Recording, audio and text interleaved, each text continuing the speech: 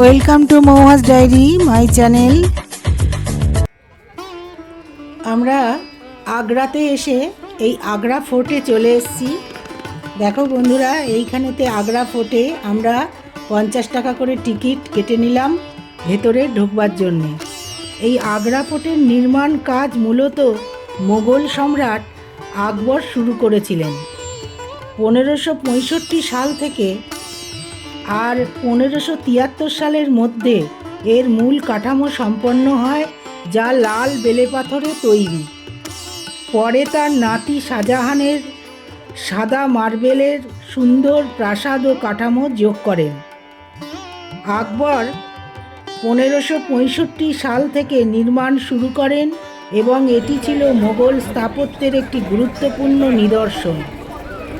এবং তার নাতি শাহজাহান দুর্গের ভেতরে মার্বেলের সুন্দর কাঠামো তৈরি করেন এবং এটি মোগলদের প্রধান বাসস্থান ও প্রশাসনিক কেন্দ্র হয়ে ওঠে। এই দেখো, আমরা এবার দুর্গের ভেতরে ঢুকছি, এই আগ্রা ফোর্টের ভেতরে। এই রাস্তা দিয়ে ঢোকার সময় যখন মোগল সাম্রাজ্যে, তখন তারা লক্ষ্য রাখত এবং শত্রুপক্ষ ঢুকছে কিনা দেখত। এইবার আমরা চলে আসছি, দেখো, জাহাঙ্গীর মহল। এইটা জাহাঙ্গীর মহল। এই জাহাঙ্গীর মহলের সামনে আমরা দাঁড়িয়ে একটা গ্রুপ ছবি নিয়ে নিলাম। আর এই দেখো জাহাঙ্গীর মহল, আমি তোমাদের এই আগ্রা ফোর্টের ভেতরে এবার নিয়ে যাব। এই জাহাঙ্গীর মহলে আমরা সামনে এবার চলে যাচ্ছি, জাহাঙ্গীর মহলে ঢুকতে যাচ্ছি বন্ধুরা। এইখানেতে একটা জিনিস তোমাদের দেখাচ্ছি, দেখো, এইটা হচ্ছে একটা বাথটব, একটা বড় পাথর কেটে বানানো, যেটায় আকবরের পুত্র সেলিম জাহাঙ্গীর চান করতেন। আর এইটা দিয়েছিলেন তখনকার যে যোধাবাই, তার আকবরের বিবি ছিলেন, তার মানে আত্মীয়, তার ভাইপো মান সিং। এই মান সিং এইটা আকবরের পুত্র সেলিমকে গিফট দিয়েছিলেন, ওখানে স্নান করতেন। এইবার আমরা ঢুকে যাচ্ছি জাহাঙ্গীর মহলে। ভারতের উত্তরপ্রদেশের রাজ্যে যমুনা নদীর তীরে অবস্থিত একটি ঐতিহাসিক শহর, যা তাজমহল ও মোগল আমলের অন্যান্য স্থাপত্যের জন্যও বিখ্যাত। এটি ভারতের রাজধানী নয়াদিল্লি থেকে প্রায় 230 কিলোমিটার দক্ষিণ পূর্বে। দেখো, এই জাহাঙ্গীর মহলে আমরা ঢুকে গেছি। এইটা যোধাবাইয়ের মহল ছিল, যে আকবরের হিন্দু বিবি ছিল যোধাবাই, সেই যোধাবাইয়ের এইখানেতে ঘর ছিল, এইখানেতেই তিনি থাকতেন। আর এইখানেতে সেলিমের, তার ছেলের যখন জন্মদিন হতো তখন এইখানেতে গান হতো, নানা রকম বাদ্যযন্ত্র বাজানো হতো, এটা রংমহল হয়ে উঠত এইখানে। এই আগ্রা ফোর্ট, এইটা উত্তরপ্রদেশের রাজ্যের রাজধানী লখনৌ থেকে প্রায় 330 কিলোমিটার পশ্চিমে অবস্থিত। আগ্রা ফোর্টের এই আকবরের যুগ 1562 থেকে, আর 1572 মোগল সম্রাট আকবর এটিকে রাজধানী করার জন্য একটি বিশাল লাল বেলে পাথরের দুর্গ নির্মাণ করেছিলেন। দেখো বন্ধুরা, আমি এবারে কোথায় নিয়ে যাচ্ছি তোমাদের, लेकिन इस महल की दीवार जहांगीर अकबर ने बनाना स्टार्ट करा। 60 में किला बनके तैयार हो चुका था। किले को बनाने में 95 इयर्स का टाइम लगा। अकबर का बेटा जहांगीर का बेटा शाहजहां और शाहजहां का बेटा औरंगजेब, 4 सम्राट ने बनाया। और पूरे किले को बनाने में 35 लाख रुपए का खर्चा आया। आगरा फोर्ट कहते हैं। आइए सब लोग आइए। था लेकिन हवा महल को ठंडा करने के लिए क्या करना था, इसका जो दीवार है ये अंदर से फाका है। इसका 2 दीवार बनाया जाएगा, एक इस तरफ एक इसके पीछे। ऊपर थोड़ा सा पाथर का टैंक बनाया, अंदर का जो गद्दी बाहर का जो गद्दी होगा কি করে ঘর ঠান্ডা থাকবে। আর এটা জাহাঙ্গীরের ঘর, তোমাদের গাইডের মুখ থেকে তোমরা শুনে নিলে। এইবার দেখো, আমরা আগ্রা ফোর্টের ভেতরে ঢুকে যাচ্ছি। আর এইবার দেখাচ্ছি তোমাদের এই 1628 থেকে আর 1658 এই সময়ে দুর্গের ভেতরের অংশগুলো আরও সুন্দর করে তৈরি করা হয়, যা এই শাহজাহান তার আকবরের নাতি তৈরি করেছিলেন। এই রকম পালকি টাইপের দেখো, এই রকম তৈরি করেছিলেন। এটা শাহজাহান তার মেয়েদের জন্যে, দুটো মেয়ে ছিল জাহানারা আর রোশনারা, তাদের বিবাহ হয়নি। তারা ওইখানে রাজস্থানের কন্যারা যখন শ্বশুরবাড়ি যেত এইরাম পালকি করে যেত, সেই জন্যে এইরাম পালকি করে রাখা হয়েছে। তার দুই মেয়ের নামে দুটো এরাম পালকির মতো শাহজাহান করে দিয়েছিল। তাদের বিবাহ দিতে পারেনি, কারণ তাদের মনের মতো পাত্র খুঁজে পায়নি সম্রাট শাহজাহান। এই দেখো, এইখান থেকে আমরা আগ্রা ফোর্ট থেকে এই তাজমহল দেখতে পাচ্ছি, যেটা সম্রাট শাহজাহান তার বিবি মুমতাজের মৃত্যুর পরে এই স্মৃতিসৌধ বানিয়েছিলেন, যেটা আগ্রার একটা মোগল সাম্রাজ্যের রত্ন, দেখবার পর্যটকদের একটা আকর্ষণীয় স্থান। এইখানেতে শাহজাহান আর মুমতাজের ঘর ছিল।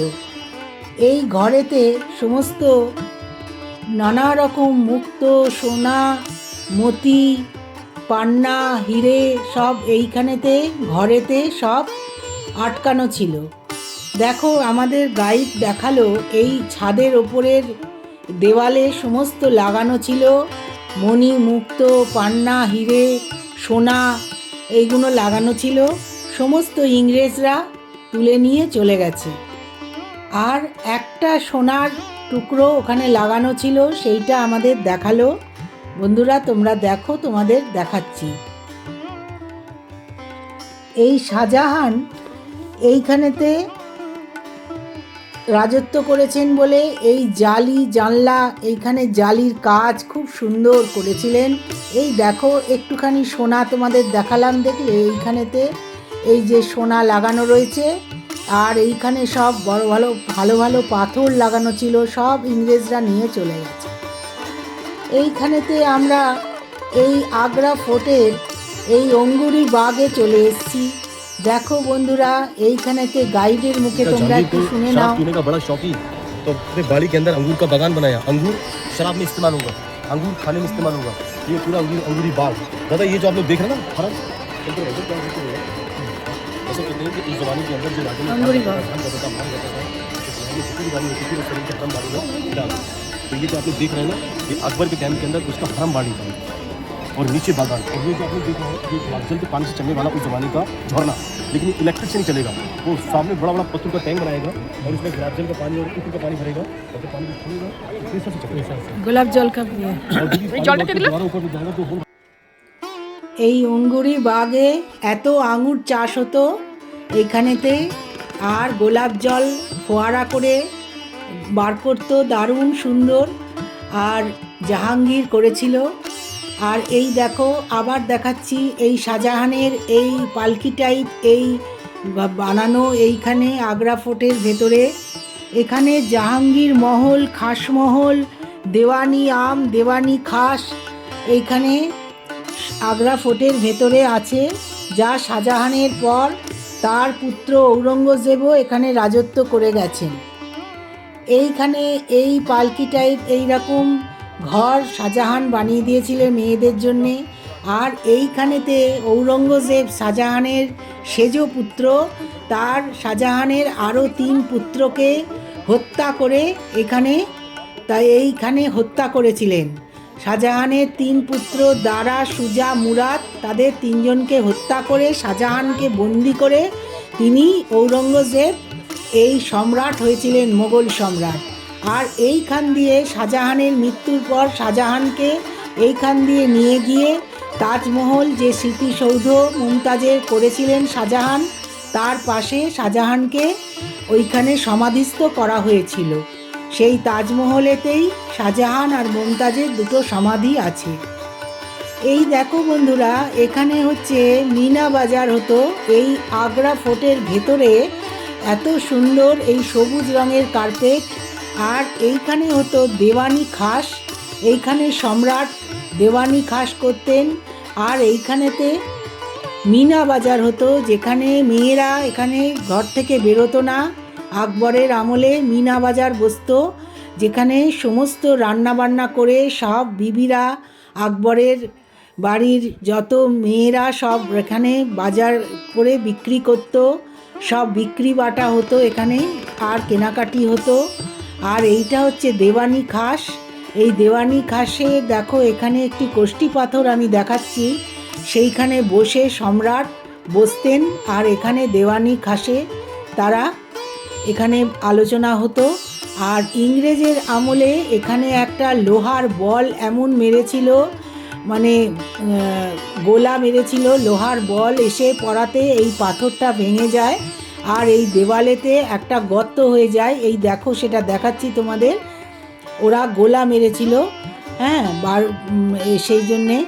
আর এইখানে যমুনা নদীর ওপরে এই তাজমহল, যেটা শাহজাহান তার বিবি মমতাজের স্মৃতি রক্ষার্থে বানিয়েছিলেন, সেটা এইখান থেকে দেখা যেত। এই তাজমহল দেখো, অপূর্ব সুন্দর দৃশ্য। এই তাজমহল এত সুন্দর যে সারা আগ্রাতে এই তাজমহল দেখবার জন্যে বহু দূর দূরান্ত থেকে পর্যটক আসে। এই মোগল সম্রাট শাহজাহান এই তাজমহল বানিয়েছিলেন। ভারতের মুসলিম শিল্পের রত্ন, বিশ্ব ঐতিহ্যের সর্বজনীনভাবে প্রশংসিত। এইবারে আমরা আগ্রা ফোর্টে আমরা পুরো দেখো, আমরা ঘুরে ঘুরে সব দেখছি, এবং এই আগ্রা ফোর্টের ভেতর থেকে তাজমহলকে কোনো সময় ছোট দেখা যাচ্ছে, কোনো সময় বড় দেখা যাচ্ছে। এত সুন্দরভাবে তাজমহলকে দর্শন করা যাচ্ছে, এইভাবেই বানানো হয়েছে, হ্যাঁ, এত দূরে কিন্তু এত সুন্দর। এবারে আমরা চলে এলাম দেওয়ানে আম। এই আগ্রা ফোর্টের ভেতরে এটা দেওয়ানে আম, যেখানে সম্রাট বসে আম জনতার বিচার করত, আম জনতার কথা শুনত। দেখো, বিকেল গড়িয়ে যাচ্ছে, সূর্য অস্ত যাচ্ছে, এই সময় আমরা গেছি। আর এই দেখো, এত সুন্দর এই দেওয়ানে আম।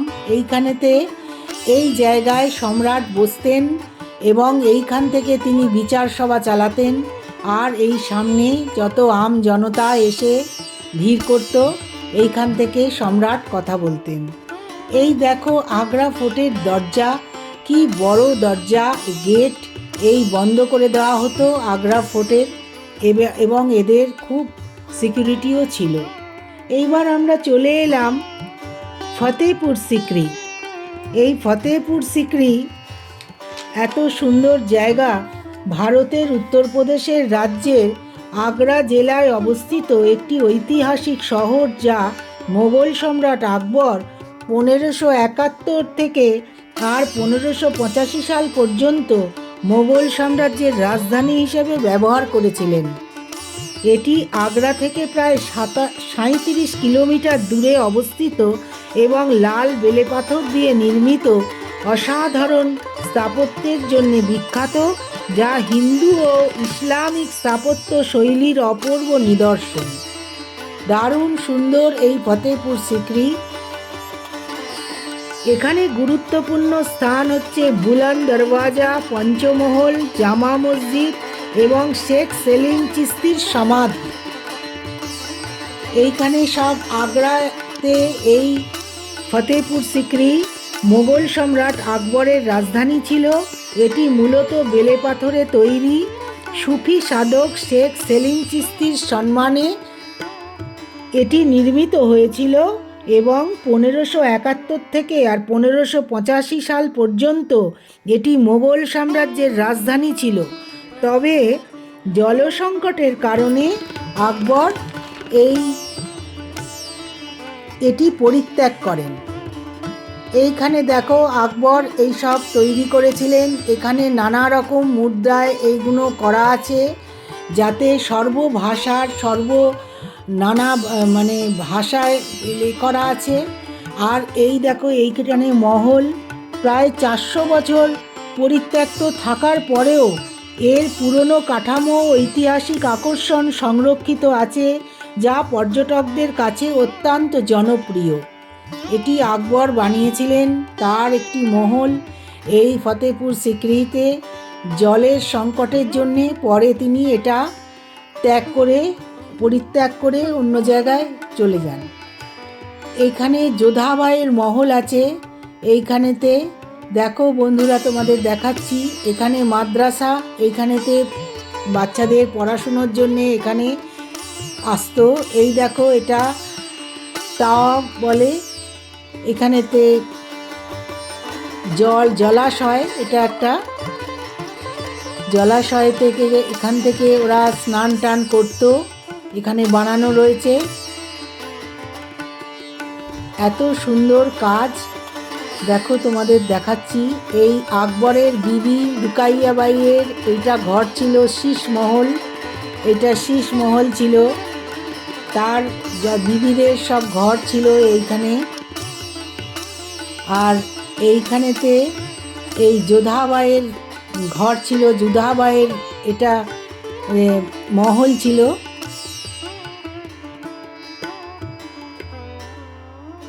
এই যোধাবাইয়ের ঘর ছিল, এখানে কৃষ্ণের মন্দির ছিল, যোধাবাইকে করে দিয়েছিল আকবর, যেহেতু যোধাবাই হিন্দু ছিলেন, তার কৃষ্ণও ছিল, কৃষ্ণের মন্দির ছিল। ঔরঙ্গজেব যখন সম্রাট হয়ে আসে, সব হিন্দুদের জিনিস এখান থেকে পরিত্যাগ করে ফেলে দেন। এইবার চলে এলাম, এইটা দেখো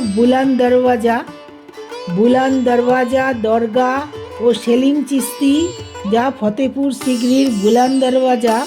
1575 সালে বুলান দরওয়াজা সম্রাট আকবর নির্মাণ করেন। এটি জামে মসজিদের প্রবেশদ্বার। এটি বিশ্বের অন্যতম উচ্চতম প্রবেশদ্বার এবং লাল বেলেপাথর ও মার্বেল দিয়ে তৈরি, যাতে ফার্সি ও হিন্দু স্থাপত্যের মিশ্রণ দেখা যায়। সেলিম চিস্তির দরগা ভারতের উত্তরপ্রদেশের আগ্রায় অবস্থিত। ফতেপুর সিক্রিতে জামা মসজিদের চত্বরের মধ্যেই অবস্থিত। মোগল সম্রাট আকবর এই সুফি সাধকের সম্মানে এটি নির্মাণ করেছিলেন, যা মোগল স্থাপত্যের এক চমৎকার নিদর্শন। এই হোয়াইট কালারের যে দেখছো, এইটাই হচ্ছে সেলিম চিস্তি এবং এটি জটিল জালি কাজের জন্য বিখ্যাত।